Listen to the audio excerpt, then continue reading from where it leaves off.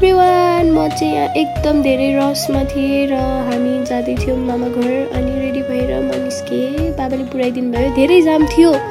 अनि मामाले हामीलाई कुरिरहनु भएको थियो, हल्का गाडी बनाउँदै हुनुहुन्थ्यो।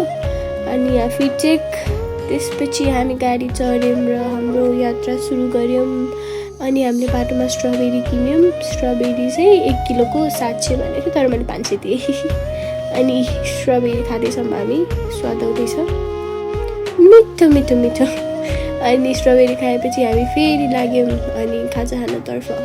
खाजा खायौँ, त्यसपछि फेरि यात्रा सुरु भयो। अनि हामी गयौँ मामा घर। मामा घरमा सराद धेरैजनी खायौँ। त्यसपछि यस्तो क्युट लिली अनि ऊ आयो फाइनली मामा घर। अनि मलाई स्वागत गर्न आउँदैछ। ईशालाई 2टा कुकुरले बिचरा घेरेर। थ्याङ्क यू गाइज, लास्टसम्म हेरिदिनु भएकोमा, लभ यू।